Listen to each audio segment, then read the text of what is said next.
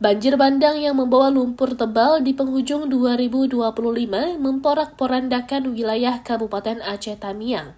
Banyak rumah warga dilaporkan rusak berat hingga hilang tersapu arus akibat bencana. Sejumlah kendaraan milik warga juga mengalami kerusakan parah, bahkan ada yang hanyut terbawa banjir. Hingga Sabtu 6 Desember 2025, banyak korban belum dapat kembali ke rumah masing-masing lantaran tempat tinggal mereka masih dipenuhi lumpur tebal. Tinggi genangan banjir sebelumnya bahkan mencapai batas resplang atau sekitar 3 meter. Kondisi ini membuat warga harus berjuang keras menyelamatkan diri saat arus deras menerjang. Kini para korban terpaksa tinggal di tenda darurat seadanya yang didirikan di pinggir jalan. Anak-anak, ibu hamil dan lansia tidur beralaskan tikar dan kardus di ruang pengungsian yang tidak layak. Ketersediaan air bersih masih sangat terbatas dan baru disuplai dalam jumlah kecil untuk kebutuhan memasak. Endapan lumpur yang mengering mulai menimbulkan debu yang mengancam kesehatan para pengungsi. Sejumlah titik pengungsian juga mengeluhkan bantuan logistik yang belum merata diterima. Sebagian warga bahkan mengaku pernah menahan lapar dan haus karena tidak adanya makanan dan minuman. Aceh Tamiang kini menjadi salah satu daerah terdampak banjir terparah di akhir tahun ini, bahkan melebihi banjir besar yang terjadi pada 2006. Warga berharap bantuan dari pemerintah daerah hingga pusat dapat segera diperkuat agar penderitaan mereka tidak semakin berkepanjangan.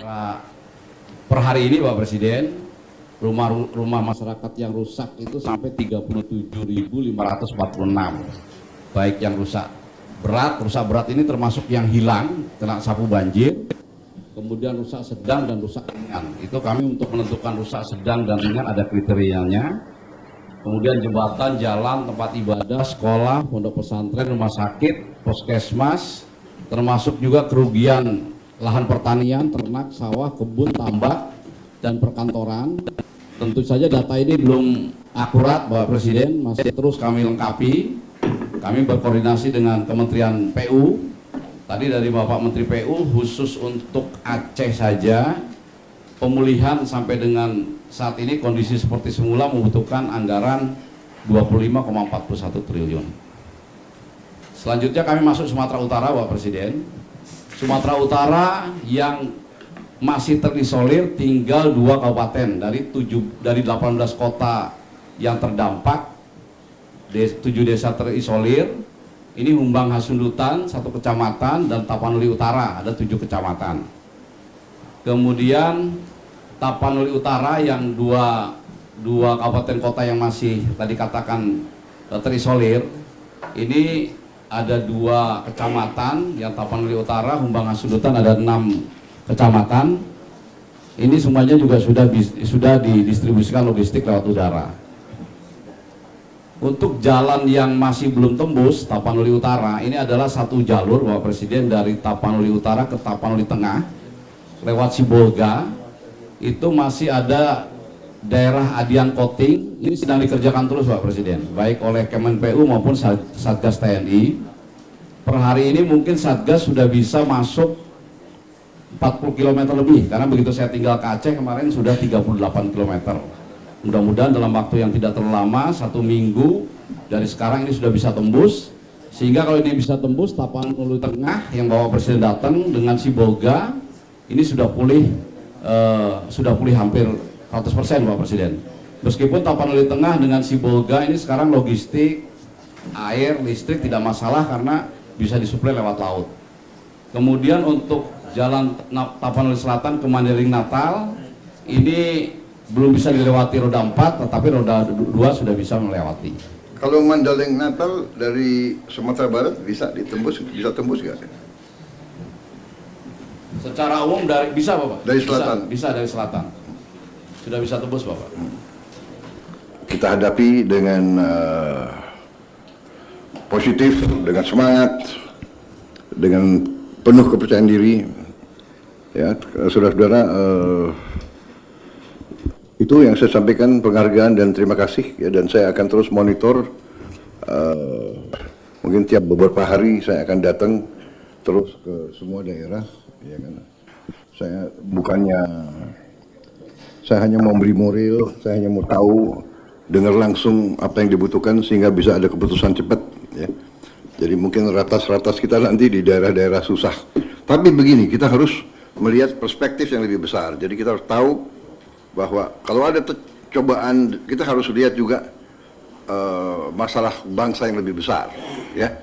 Masalah bangsa yang besar, karena itu saudara-saudara, ini lagi bukti bahwa kita harus mengelola semua kekayaan kita dengan sebaik-baiknya. Saya ingatkan, tidak boleh ada penyelewengan, tidak boleh ada korupsi di semua entitas pemerintahan.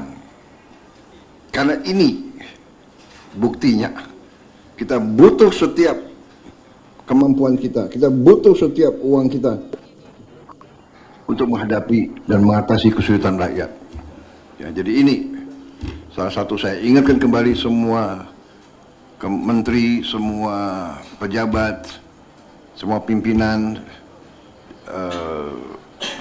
waspada, periksa jajaranmu, periksa proyek-proyek yang kalian bertanggung jawab. Ya.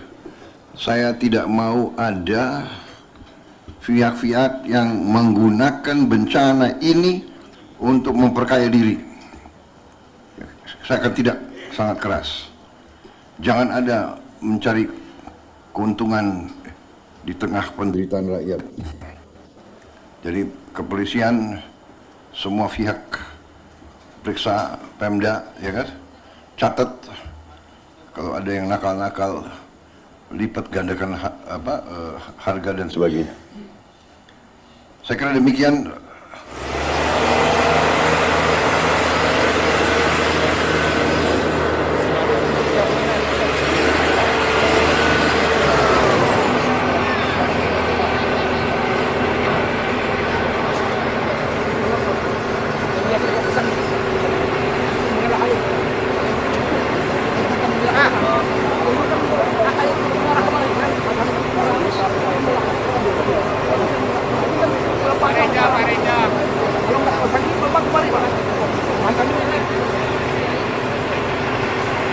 Ini kita lihat salah satu jembatan Bailey yang mereka kerja terus, diharapkan 1 minggu sudah bisa buka, dan dari sini bisa terus untuk membuka 3 jembatan lagi, ya, yang menuju Bener Meriah dan Tegawan ke atas. Tapi ada jalan lagi dari Banda Aceh. Itu mungkin kemiringan karena hanya tiga lokasi, ya. Tapi kita lihat semua usaha kita kerahkan, ya. Nanti semua jembatan kita akan perbaiki. Mudah-mudahan 1-2 minggu, ya. Kita kerja terus karena masalahnya adalah tembus ini baru kita bisa kerja yang selanjutnya. Jadi tadi dilaporkan bendungan juga banyak yang jebol. Nanti PU, ya, segera akan memperbaiki. Kemudian sawah-sawah yang rusak akan kita rehabilitasi, dan sudah dilaporkan ke saya. Petani-petani nggak usah khawatir, kalau sawahnya rusak mereka akan balik memperbaiki. Untuk prioritas kami juga sementara belum produksi penuh, pangan akan kita kirim dari tempat lain, cadangan nasional yang cukup banyak. Kemudian hutang-hutang kur, karena ini keadaan alam, ya, kita akan dihapus. Jadi petani nggak usah khawatir dan bisa kembalikan hutang, karena ini bukan kelalaian tapi keadaan terpaksa. Download Tribun X sekarang, menghadirkan lokal menjadi Indonesia.